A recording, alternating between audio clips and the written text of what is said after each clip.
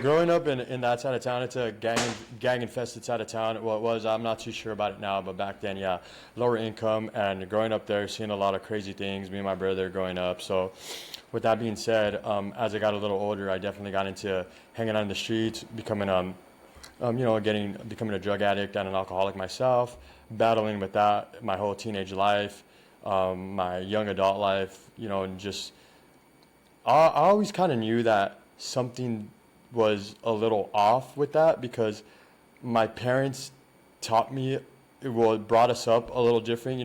Neither of my parents come from that. Neither of my parents are addicts or alcoholics, but Oh, really? yeah, but me and my brother are alcoholics and drug addicts. My brother still battles with that. How did that happen? How was the household like that? Because when I grew up, I was addicted to hard drugs. I think you're aware, but my parents were on it too. So I think for me, it was just more of the curiosity of seeing what's around you and knowing that that's what you see every day outside your house. And that's where we wanted to be, was hanging outside. But how did your parents handle that? Like, because Once we're parents now, and one of my biggest fears is my kids, going. I think at first it was my parents finding out my brother was doing it because he's older and he was going a little off the rails because he was already going in and out of juvenile hall when we were kids. So they were already stressing out over him. And once they found out that I was doing it in my high school days, my mom was like double stressed out now because then I started going to juvenile hall and juvenile detention centers, and What did your dad do? My dad used to work for a convenience store most of his life. But what did he do? Like when you started going down that path? I think for my parents it was a little harder than most parents because they didn't grow up here, so for them it was something new, and they were just doing what they could to try to figure it out themselves, and it was hard because they couldn't relate to it. Your dad didn't like beat your ass or anything like that, kick you out? No, my dad wasn't that kind of a person. He wasn't like a violent person with us, or was he like, he didn't punish us that way. Not even after you got in trouble or nothing like that? I just think by that time we were already a little older, so it was more like we would just leave the house anyway. When we knew that my parents were just already had it with us, me and my brother wouldn't have a problem with leaving because we didn't want to be in the house anyway. Yeah, you want to be out. So that's how it went a couple of years in the teenage life, and then that transcended to when I was an adult already. Now I didn't care about listening to anybody because I didn't have to listen to my parents at all. Before we get to the adult, sorry, I don't want to. You're good. You're good. Juvenile hall. I know that's. I mean, how was that for you? I mean, that had to be rough, right? I mean, I just kind of don't go deep in it, but it's kind of just like, at that age, at first, I think I was 16, and at first, of course, I was a little nervous because of stories that I would hear from the other kids. I was thinking like, oh well, you're gonna get into fights all day. You don't know who you're gonna be rooming with, and hearing stories about other kids taking stuff from you, like stealing stuff from you. So, but it wasn't as bad once it happened. I mean, I could vaguely remember because so much stuff happened after that, but I just remember my mom being so stressed out because she would take me to some of those courts, and it was at the East Lake courthouse, which is on the other side of the 710, and that was the only courthouse I went to. My brother went to a bunch of different ones. He went to a bunch of different juvenile halls, but I just remember that one specifically because my mom would take me there, and sometimes, I think twice, I had to stay there a couple of nights. But yeah, it's nerve-wracking at first, but you kind of get used to it, and then you're hanging out with kids like that on the streets anyway, so it's kind of like you get used to it, just like transcending that into an adult. Now I'm 18, so now I'm just like, all right, I don't have to listen to my parents, and if they don't want me home, I was just running off to the streets anyway, so I would find the comfort that I was looking for in drugs or in any type of love that I was looking for from parents. I was finding it in the streets, and if that meant walking the streets of Montebello and sleeping at the Atacor benches all night, then that's what we were doing. Or sleeping at the riverbed, that's what me and my brother and some of the other guys were doing. And I got heavily... Where did you find discomfort? Are you saying the street, right? You're saying, I was just... like a father figure, not a father figure, but like a kind of like a mentor. What I mean is the kind of acceptance that you're looking for, because your parents are already not accepting that kind of behavior. They don't want the drinking or the smoking to happen in their house. So you're trying to be free of that. So what we would do, we'd just do it in the streets. And I'm already 18, so I don't have to listen to anybody. The only authority that's telling me to do something is the police. So yeah, it's wild to me because I think we went through the same journey, but mine's a little bit different because I didn't have loving, caring parents that were there for me and that could be disappointed in me. You know what I mean? My situation was different. I would sell dope, and my mom would go and steal my shit. You know what I mean? And it's like, bro, you should be telling me not to. Like, you're supposed to be getting me in trouble for doing this shit, but you're over here like doing that stuff. So it sounded like you had two amazing parents that were stressed out and everything like that. You were looking for more of something in the streets. Yeah, and what I look at and what I could tell people is that with drug addiction or with any type of addiction, whether you're addicted to alcohol or drugs, is like it's a never-ending circle. Whether you're selling and your parents are involved with the drug addiction, or whether you're just using and your parents are not seeing eye to eye with you, it's a never-ending circle because you're still finding a way to use it. Just like you're still finding a way to use it. Even though your mom was stealing it, you're still finding a way to use it. Yeah. So it becomes like, it almost feels like you're in a hamster wheel once you, on the outside looking in, and people find a way to like, you get these selfish characteristics once you become a drug addict, once you're a drug addict or an alcoholic, because you'll find ways to maneuver people or find ways to maneuver your own life because you want to get high again, you want to get drunk again. And but I think addiction is not just drugs. I mean, talking about addiction is anything. Addictive personality. That carries to anything. As you can see now, I'm addicted in a way to CrossFit. Absolutely. Addiction, right? But that's what comes with it. But I think once like I said, I always knew something was off because I was addicted to the wrong things. Right. And I always knew, like, since I knew I came from a better upbringing, that kind of was like the conscience that I had as I was doing all this. Like, even when I was sitting in jail sometimes as an adult, or when I was sleeping on the streets, I knew, like, what's going on. Like, you know better. You should be working. All the people you went to high school with, all the people that you grew up with are working now. They're making money. They're taking care of their family. And you're still out here couch surfing, or you're still out here stealing from Home Depot. So a lot of that carried into me for years, and I would always just void it. Like, I would just shut that noise off because I knew, like, I just want to get high. I just want to get drunk. Like, everything else would make sense after that. Yeah. So that carried on forever. I would say that that was just my life. You know, I threw away good relationships. I threw away friendships. I threw away job opportunities. I was very selfish to family. I basically turned my back on anything because all I wanted to do and all I knew was being on the streets, getting high and getting drunk. And it got to the point where I was in my mid-20s where one of my uncles gave me the opportunity of a lifetime at that time for me. I'm not saying it was the opportunity of a lifetime for everybody, but for me at that time, he told me, hey, I see you and you're not doing shit. You're just laying on this couch and you're just waiting to go outside. I already know what you're going to do. He's, I'll tell you this much. If you want to go work, tomorrow morning I'll pick you up at 5 a.m. and I'll take you to go work construction in Modesto up in Northern California. He's like, we'll be gone for months. He's like, don't worry about anything, just be ready. He's, I'll take you and you could just look and you don't have to look back. Mm-hmm. If not, stay here and just fucking figure it out. Yeah. That's all he told me. He's all, so if you want, call me in the morning. If not, fuck it. So in my mid-20s, I'm sitting there and I'm thinking, like, okay, I've hit the fork in the road now. I'm in my mid-20s. I don't have $1 in my pocket. I'm already stressing out about how I'm going to go steal at Home Depot and get some store credit to get some drugs. You know what I mean? Typical drug addict move. Typical drug addict move. So that's what I'm thinking about. I'm stressing because I would take the train all the way to MacArthur Park and do it there. Stressing. And then I'm stressing about how I'm going to get beer. So I'm already stressing over some bullshit. So I'm thinking, like, what if I just go and I just fucking say fuck it and just, you know what I mean? Like, I don't have to worry about nothing. Nobody has to maintain me. I don't have to worry about any of that. And, you know, for some reason, maybe it was God watching me, but for some reason I just said, you know what? I called him and I was like, hey, pick me up. Pick me up.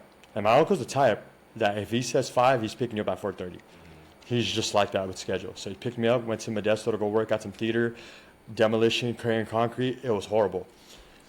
But he taught me good routine, good schedule, waking up early. And not to mention, it was a little difficult at first because construction workers, they drink. They drink, yeah. So a lot of his coworkers, my uncle's sober. He's just never drank. So my uncle's right there just hounding us while we're all drinking that whole month. He's just hounding us. We're working and he's hounding because we're all drinking. And of course, I'm not going to say no. It's my first time on the job, so I'm drinking with them just to try to make friends there. And I came back and he was just teaching me how to do construction. And I started putting the drugs to the side, cold turkey. And all I learned, started becoming a workaholic with construction. And it was good. It taught me good routine, and that's what I needed in my life, because if not, I was stressing about how to get high and how to get drunk.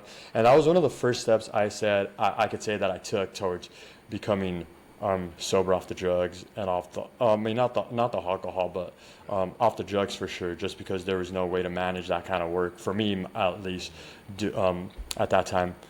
And I think the boredom is usually what, leads people's curiosity, right? Being bored and have nothing to do, no responsibilities, you're like, let's go try this. When you're busy, when you have things to do. I think that gives you more uniform, more kind of towards the mission. Like, all right, I can't do, this because I have that goal. I think just boredom is kind of like, the gateway to go. I think that, but I also knew that I'm just the kind of person that always expected more out of myself. So even though I was doing drugs and being in places I didn't want to be, like I said, the conscience was always there, bro. Yeah. Like, something was always telling me, I always knew, like, that I was made for something better. So I kind of knew, even though I had to crawl and claw my way out of all that, I just knew that I didn't feel comfortable sometimes. Even when I was, like, on a binger, and I was in some bad bingers with my brother. Yeah. That's what I was going to say. Like, those thoughts came up, those thoughts came up with me. I was like that too. I was a straight A student. I played football. I was an athlete. But in the back of my head, when I became a drug addict, I was always with the idea of, like, I should be doing something more. Like, this is not, where I'm meant to be. But once the party stopped, and you're by yourself doing that stuff, is that when those thoughts came in more, like, vivid? I know that's when those thoughts came into me. Like, for Friday night when you're out with the homies, you're partying, you're fucking raging out, like, it's fun. Saturday morning is the barbecue. Then Sunday morning is like, all right, everybody's like doing their thing, and I'm there by myself still getting high. Like, well, it was like when you're addicted to crack cocaine and to methamphetamine, and you're having bingers and you're hanging out with like 40, 50-year-old drug addicts that have like one tooth, that don't even have a full set of teeth. You're hanging out in the house, and people been wearing the same clothes for weeks. Nobody slept. That's real shit right there. Yeah, so like we're talking about their war stories, like, hanging out in bingers like that, and and knowing that you're the youngest person there, and that's when I was kind of realizing, like, man, is this the kind of people I want to be hanging out with? Yeah. At the time, you just don't know any better, because you're just numbing anything you feel, because you're just so deep into your addiction that you don't know any better. So it takes a different kind of will to bring you back from that. So what did your uncle, give him a lot of, from what you're explaining, give him a lot of respect. What did you see in him that you didn't see maybe in your dad, where his words resonated with you and made you fucking have that aha moment that, like, let me get my ass up? My uncle is a lone warrior. He has no wife, no kids. I think he has one son that it doesn't live with him, but he's been basically on his own. So I always looked up to him, because I was like, this guy just works. He'll just work construction, travel to the United States, work in construction, and would just save money. He had no addictions. He would just eat, sleep, and work. That's all he would do. And for me, I'll just like trip out how somebody could live like that. Right. And this guy was willing to take a chance on me. He bought me a used car my first couple of months working construction with him. So he had money, huh? Yeah, he was just trying to look out for somebody that he saw potential in. He was like, and plus your family, he's like, stop wasting your time. Look, I'm giving you an opportunity of a lifetime. And it wasn't like, I always looked up to my dad, because my dad did a lot of great things for us. Yeah. But I mean, this guy's work ethic was just insane. The work was very demanding on your body, and he wouldn't complain. He'll just go. Like, it was very impressive to watch. So That's awesome. I asked that because, like, we love our parents. A lot of us do. My situation is a little bit different. But with my kids, I'm understanding more that, it's with anything. When you're around somebody all the time, they have to tell you they love you. They have to be there. They have to, you know, try to support you and stuff like that. So when it comes to shit like that, it's like, you know, I'm pretty sure your dad was an amazing dad, you know, is an amazing dad or whatever the case is, but something resonated in your uncle that was different, that you listened to that instead of, you know, the probably years of your real dad telling you, like, hey, bro. The thing is, you know, that a lot of people, only people that are close to me know is that my dad is handicapped. He's deaf. He can't hear. So he's already at a physical disadvantage. Yeah. So a lot of stuff for him, managing through his own life, was put at a disadvantage. So maneuvering with two young adults that are deep in a drug addiction is not something that he wanted to have in his own hands. Yeah. So with and the thing about it is, like, even your own family, I learned quickly and I realized quickly that people really don't give a fuck about you. Yeah. Your own family will turn their back on you. And if people can't realize that, then they're living in a fantasy land. So I realized that quickly. So even my own uncle that was willing to extend his arms for me and help me out with all this, to me, it meant a lot, because when somebody looks out for me in that kind of scenario where I know they don't have to, and I know that I'm struggling, like I'm swimming against the current, and he might not know that, but he's just extending his arm, I felt like I'm getting my feet back under me, and I'm working, I'm getting routine. I need to stay in this routine. I need to stay in this fight, because nobody else gave a fuck. Nobody else was there to help. And yeah, my parents love me and they have unconditional love for me and they care for me, but they've dealt with the years of it. They were to the point where it's like, we love you, but there's physically nothing we can do no more. You don't care.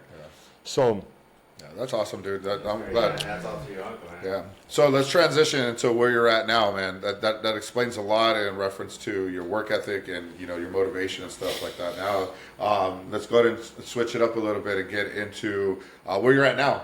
How'd you get to the fitness industry? I look at you. Yeah, see you all chalked up. Right now. Chalked up. Just finished working out and coaching. Bro, like I said, I see what you're doing, man. I'm one of your biggest supporters. I wish I could be there with you and doing more. I know when I first met you, man, you just the stuff that we would talk about and just the ideas you had. I wanted to be there to ride with you, but at that point in time, I was still trying to get my feet on the ground in reference in the fitness industry. But seeing, and I could speak firsthand, knowing the struggles you went through to where you're getting at now. Nobody helped you, bro. You did this shit. What you're doing right now, you're doing it all on your own. You're striving, and you're fucking. From what I see, bro, like the world's your oyster, man. You're gonna fucking hit top levels. You got. Tell me about it. How many guys you got right now? How'd you get it to where you're at? Let everybody know. All right. So, for the most part, yeah, like doing CrossFit just like anybody else. You know, I first started doing it at LA Fitness back in 2018. Just watching whatever was on YouTube, Rich Fronin and all that, and then, you know, finally stepped into a CrossFit gym and got some one-on-one coaching to work on stuff. Started falling in love with CrossFit even more. Started competing. Once I did my first competition, it was like a total eye-opener. I saw like how many gyms are out there, how people are fit, how people work out. Started branching out. Started like. Did you play any type of sports growing up? Yeah, I grew up playing baseball, basketball, football. Okay. I grew up like in my side of town. I grew up right next to a park, so we would always play different sports. Back to CrossFit, I got big into competition, and I just loved competing. I loved the way competitions were getting ran, and the more I was learning about different athletes and going to their gyms to check out how they train, I was starting to learn that fitness was like bigger than what I thought it was. So in 2022 was when I decided to start doing my own programming and see if I could brand it and turn it into something that I could have control of and I could take charge of. If I acquired athletes, I could be a coach for them. And at first, it was just an idea. I always tell people, I just thought it was a dream, an idea. I just thought of something. Yeah, he gave it a name and just went with it. Started doing a couple comps, got a couple friends to do it with me. We named it. We started giving the name Quick Kill as a team, and just went from there. A side note, my son got in trouble wearing your hat at school. Yeah. That's crazy. It's called Quick Kill. They may have to take it off. And That's crazy. That's crazy. That's funny. Just thought I'd let you That's know. funny. I named it Quick Kill, and right away I acquired 2 people at that time, and I was just like, dude, like the way I was looking at workouts and programming for them and myself was pretty funny if I look back at it now. But hey, at least I was trying, and I was just experimenting through trial and error with all that. And but I definitely had a vision. I had a vision of what I wanted it to be, and I wanted to just do something different. But it wasn't gonna happen right away. I knew it was gonna take a little bit of time. See, what I wanted to do was I wanted to make more of an experience than just to be a coach and a programmer and a head coach. I wanted to make an experience because life is short, you know what I mean? And when I first started competing and when I first started doing CrossFit, I wish I had what I'm offering. You know what I mean? Like, if somebody were to tell me back then, hey, come with me, I could train you, I could coach you, I could give you programming at a good price, but besides that, let's go on these trips, and we're still going to do CrossFit. We're going to do CrossFit at different gyms, and we're going to do CrossFit in different states and compete, and we're going to make an experience out of it. Yeah. I would have been all in. Absolutely. And that's what I was thinking. I was like, I can make this an experience because nobody was doing that when I started, and Still not doing it. still nobody's doing it. Nobody local. He just came back from what, Idaho? Utah. Yeah. Dude, competition. So last year I was telling the guys, I already acquired about 4 to 5 athletes, and I was telling them, I was like, hey man, there's this comp coming up in Idaho, bro, and I think I'm just gonna sign it. I was nervous myself too, like I talked to my wife about it, scary, and like I'm just like, you know what? If I go by myself, but I gotta do it. I gotta lead from the front. Yeah. And I'm still competing last year, so. Nobody's doing that because doing something local, like you know the athletes in the areas. You know the same people that go to all the ones and everything, what you're competing against. Going somewhere out of state, like, hey guys, like we just signed you guys up to somewhere in freaking Utah. We're like, bro, I don't know who's gonna be competing. I've already known I was gonna do something like this because I did go to the CrossFit Games in 22. I went to Madison, Wisconsin, and for a whole week, and I went to the games. So I already had traveled for CrossFit, so I already knew I was up for it. So I signed up. I signed up for that competition in Idaho, and then I was like, I'm going. I told one of my athletes, and my athlete was like, I'm signing up too. So we're both signed up, figured everything out, and then we were just like, all right, we're going to Idaho. I started telling people, and everybody was skeptical. No, I don't want to go to Idaho. And I was like, okay. And then I don't know if you guys remember, but last year I made the shirt that said, "Don't be scared" in the back. Yeah, I remember. And it came from that because I felt like most people around here, and it's fine. I get it. You know what I mean? Doing something like that is nerve-wracking, and it's tricky, and it's trust me, it becomes a lot. I get it, but in my head, I was like, look, as the coach, as the head programmer, this is my training program, but check it out. This is mine. I made this, and this is my vision. We're not going to be scared. Yeah. If you're scared, I don't want you to be representing my brand or my programming. I don't need people like that. Everybody is welcome, and I have respect for everybody, whether it's something you do, whether it's something you do or don't. But I just felt like, don't be scared. Well, that's the epitome of CrossFit, right? It's training for the unexpected. The variance and everything. And I feel like, I guess I get scared at times, but I still do it. Yeah. So I think there's a difference between being scared and not doing it, right, and still being scared and be like, I'm scared, but fuck it, I'm still gonna do it. Yeah, and what it meant more was, check it out. I will lead from the front. Yeah. And if I do it, then I'm not speaking out of my ass. Mm-hmm. Because it's different to be like, let's go to Idaho and I'll coach you guys. Let's go and I'll coach you guys. My guys feel more comfortable, and people will feel more comfortable knowing like, hey, I have the experience. Yeah. I've competed there. I've been there. So don't be scared, because I've been in your shoes. And I'm not, like I said, I'm speaking from experience, and that's why last year I went to Idaho, I went to Utah, and I competed. Because besides gaining the experience, becoming a student of the sport, and acquiring this, because I'm a coach myself, so I got to transcend that to my athletes. That's what it was, and I was letting my guys know, like, don't be scared. I think that's what differentiates you from everybody else. That's right. Yeah, together. Like, what do you keep seeing leading from the front? Right now, I see right now in the fitness industry, especially locally, there's a lot of talk about being a great leader, or pushing yourself and doing things that's not that's outside your box and stuff like that. But they don't do it. You know what I mean? They're not out there front lines doing it. I see you doing it. You're up there doing your muscle ups. You're up there doing all these gymnastic movements. You're training with these top athletes that you have as clients.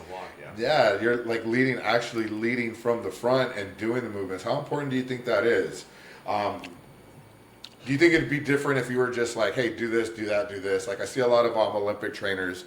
They probably have their careers going. They're older. They can't really do the movements anymore or anything like that. So they have their experience and they have their knowledge. But seeing somebody do it and being able to demonstrate and put the work in with you, do as I say, not as I do kind of thing, how important do you think that is? I think it's very important for me. I push fitness 100% when I work out, because in the CrossFit space, there's a lot of guys older than me, around my age, that are just crazy fit, pushing fitness. And that's something that I'm big on. I'm big on, as long as I'm feeling good, I'm going to push it, and I'm going to still surprise myself. And with my guys that are younger, I'm a student of the game, though. If you guys know, I go to these big competitions. Sometimes I don't even have athletes there. I go because I'm go there because I'm observing everything. I'm watching everything, and I'm learning everything. I'm talking to high-level athletes, high-level coaches. I'm learning. I'm not there just to be there and hang out. I am learning. For clout, just to I just went to NorCal Classic a couple of months ago, and I was up there by myself, and I was just learning. And all that I bring back. And I go to these comps. And people, I trust me, a lot of people see me at comps. A lot of people in our area know me already. Yeah, absolutely. Whether they like me or they don't, whether they don't know me or they want to get to know me, you know what I mean? I don't look like your average CrossFitter, I get it, by any means.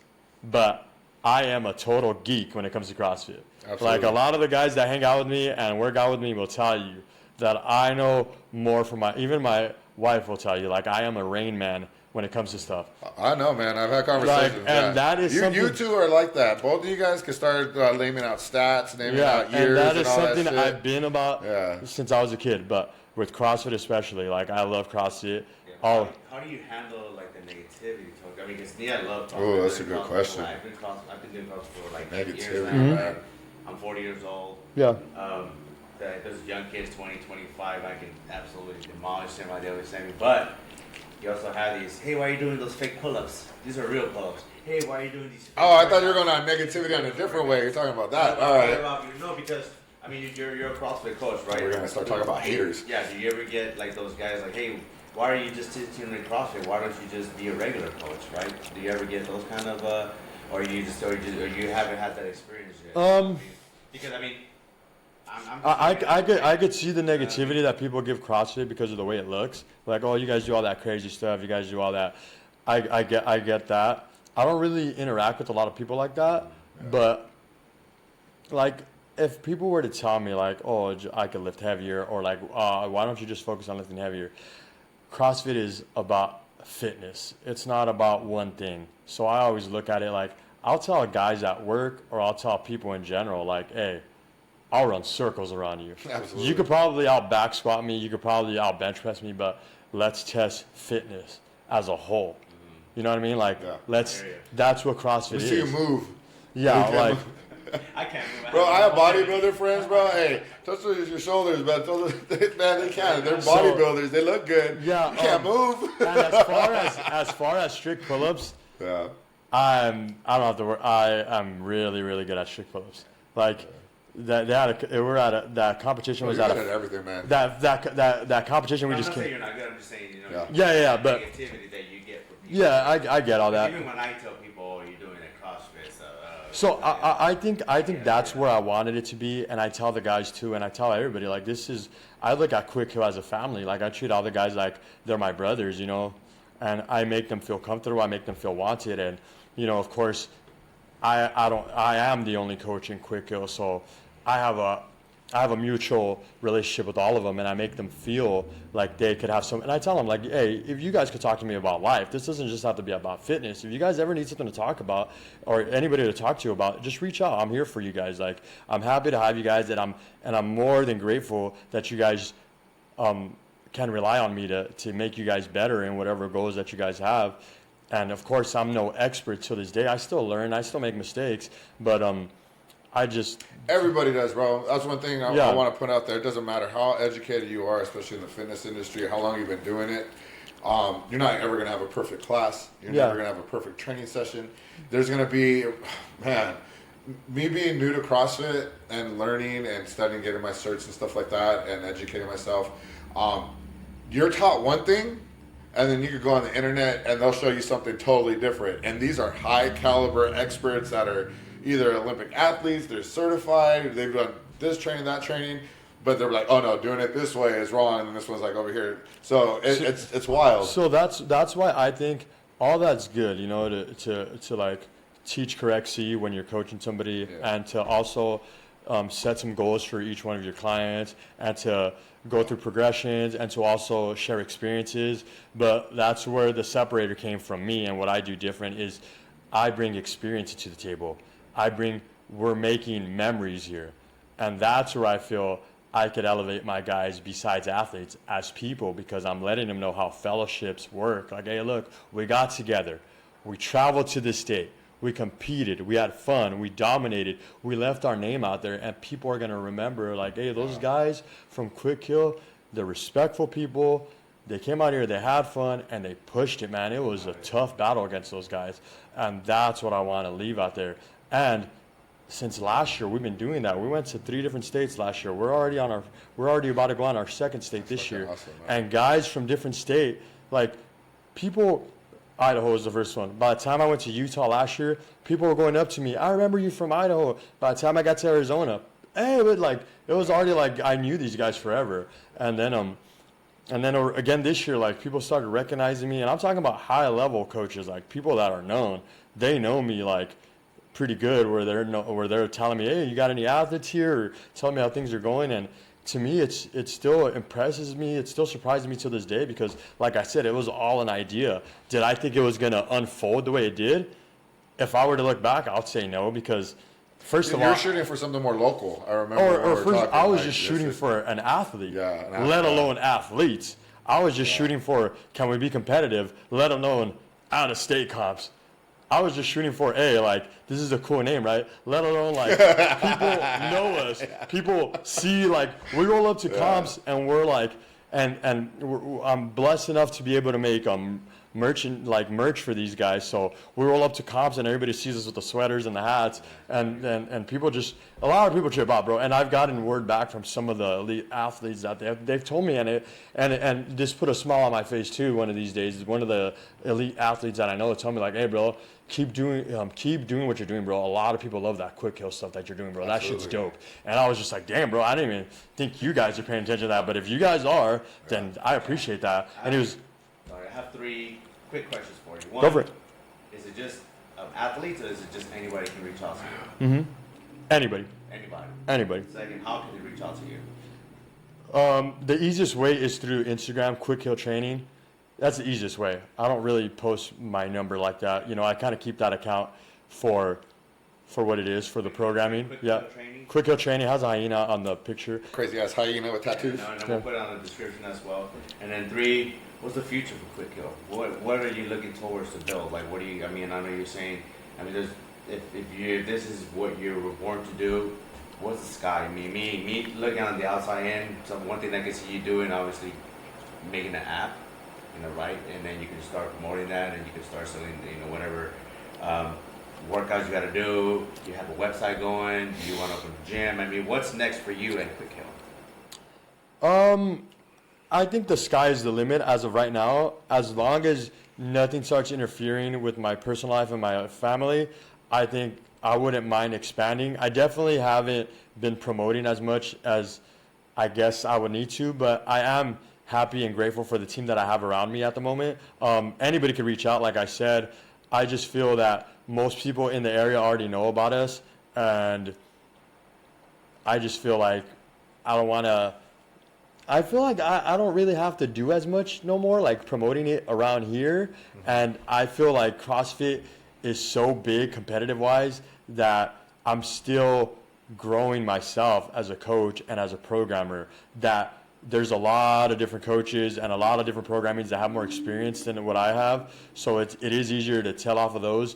I just feel like people in our area, in the LA area, SoCal area, if they want to do something a little bit different than what they're used to, and if they want a different experience, if they want to push to these bigger comps, and if they want something that makes them feel a little bit more comfortable, maybe have an extended family, then Quick Hill would be right for them, because that's what I bring to the table. And I just think with that, people get to see, and it brings out a different athlete out of them. Like, I have guys that would have never thought of doing some of that stuff, and then when they get out there, they're just like, man. I see some of your athletes, man, and what I like about you is your style. This will be the only motherfucker that I know that will do a lot in Cortez. It's smash. I fucking love it, man. We're I always trade shoes, bro. Yeah. No, dude. We're running fuck CrossFit shoes. We're rocking other type of. I love it. I think that it's like what Billy Madison just came out. It's just changing up the sport a little bit. You know what I mean? Because it gets blah. It gets blah. And you come out here, bro, and that fucking the tattoos. I love it. The fits. I had fun when we were designing, when we were getting our outfits ready and stuff like that. What colors? I was like, what are we gonna do? We gotta stand out. Yeah, and the clean. Hell yeah. Yeah. So, I mean, it's an experience, you know what I mean? Because, like you said, I mean, with CrossFit, I mean, just in our area alone, there's a ton of CrossFit gyms in the area. But you separate yourself. Yeah, but you know what, too? You know why? A lot of the stuff that I've been through, the trials and tribulations, the being out in the streets, going in and out of jail, being brought up in a gang-infested neighborhood, all the growing up in a poor income household, going through everything I went through, that alone is what allows me to be the person I am, because of all that, and I carry myself like that. And I don't change, and I tell my guys, we don't change for nobody. We show up to gyms, and I tell them, don't worry about it. I don't care who anybody is. I don't care if you've been CrossFitting for a decade. I don't care if you've been in the games. I don't care any of that.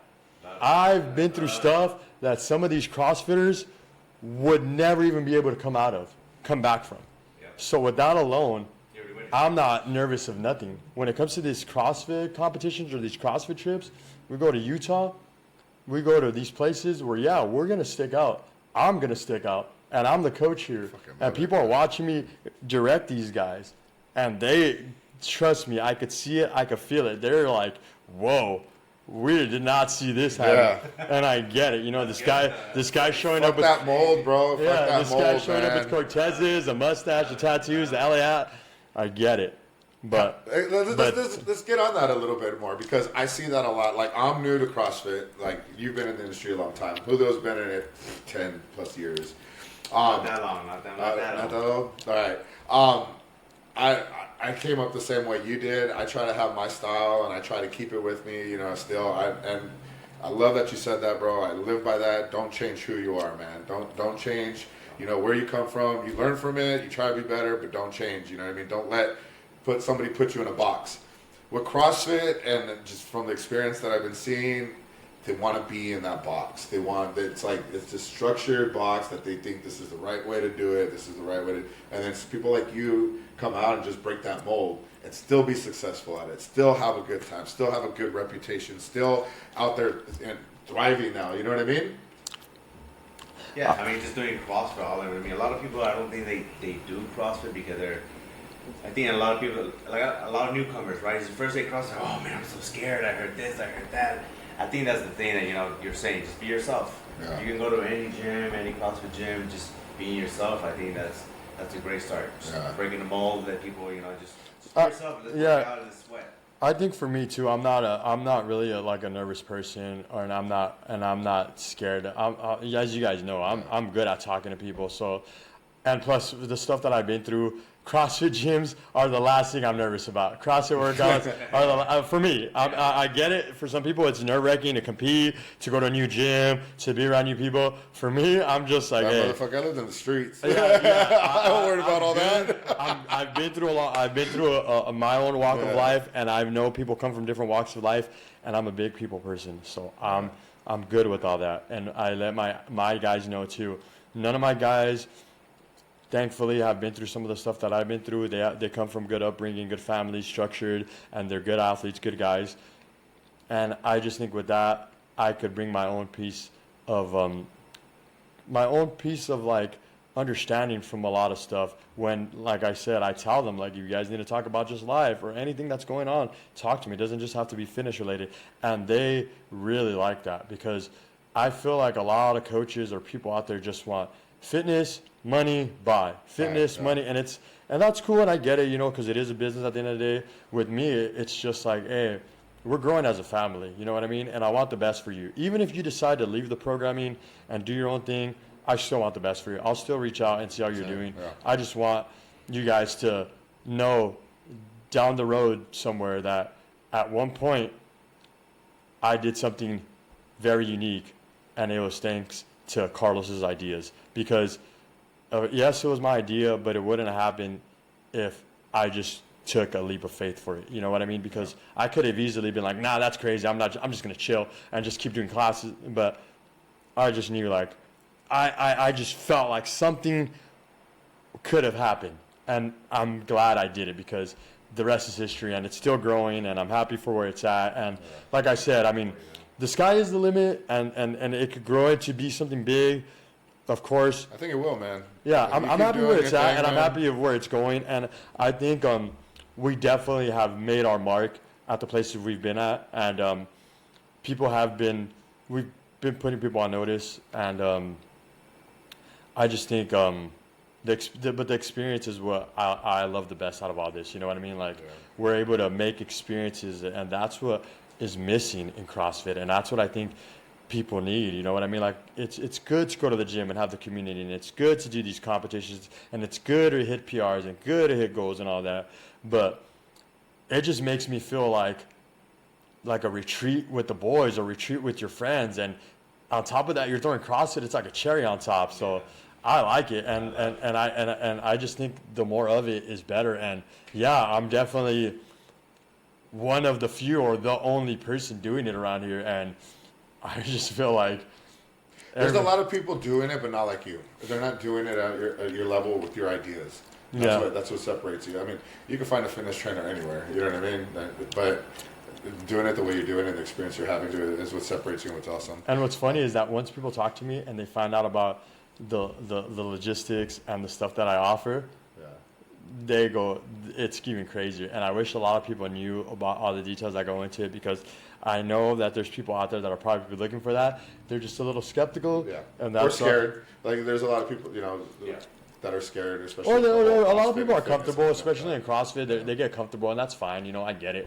Trust me. There's a lot of them, especially, like I said, locally. Trust me, they know who's competing. I get it. People scale down to divisions where they shouldn't be at, and it's like, bro, what are you doing? That's what we like that competition. Well, besides that, I just mean in general, like, I get it. Like, stuff like this could be tricky, and stuff like this is just like, wait a minute. Like, I get it. It's tricky for a lot of people, because when I do outsourcing to people that are not my athletes, or to guys that I want to invite to this stuff, I get it, and it's like a random question, and it's just something out of the blue.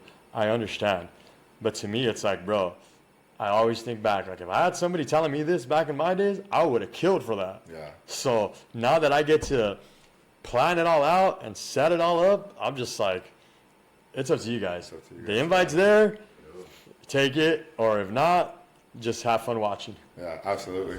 Yeah, well, how much time we got? Yeah, we're kind of going. Was there any little last words you want to throw out there before we kind of close this out a little bit? There's so much I want to talk to you about still, dude. It's all good, bro. Yeah. I could definitely come back, but I want to thank you guys for sure. I want to thank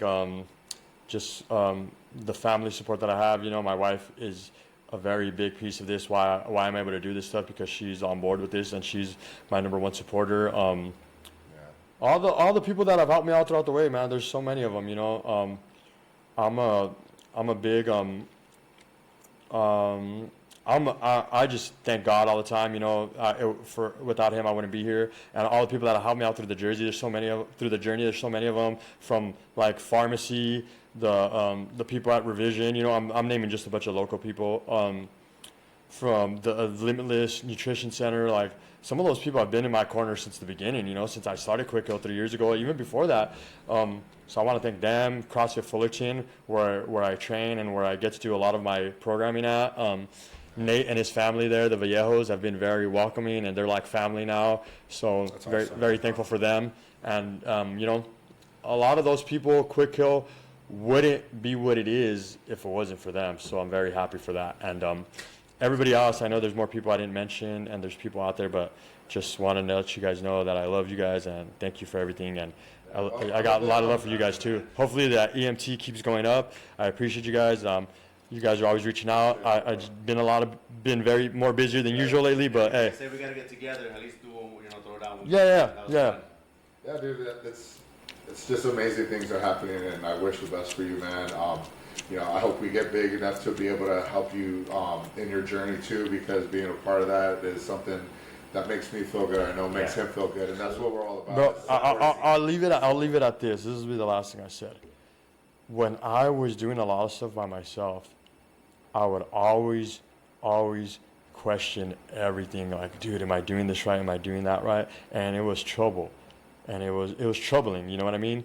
And it was hard for me to explain it all to if it was making sense or not. And trying to pick people's brains. You know, coaches that have been doing this, a lot of people wouldn't give me the time of day, wouldn't respect it, wouldn't acknowledge it. So I always think about it. Don't give up, because I was there when I first started, and I was like, dude, this is dumb. Like, who's even gonna take me up as a coach? You know what I mean? So, with that being said, it is true. Don't give up, because you never know. Yeah, you know what I mean? And I love your story. You know, I love how your rough beginnings, and you kind of grew up, and you had like the last podcast we had, you had the bounce that counts, right? You had the bounce that count for you, and now you become who you are, and just not being scared of doing things. I love that. I'm always I have so many. And I'm willing to help anybody, bro. I think I told Carlos, hey, it doesn't have to be. It wasn't set out to be just competitive. Yeah. That's who we have at the moment, yes. But I have coached seniors, I have coached people that need weight loss, and I have coached kids and teenagers. Anybody's open. The door is open for anybody. No, absolutely. And it's just us men coming together and helping and support each other and be successful. This is what this is all about. This is why I wanted you on here. I'm excited to have you on here, man. And I know we support you in your journey.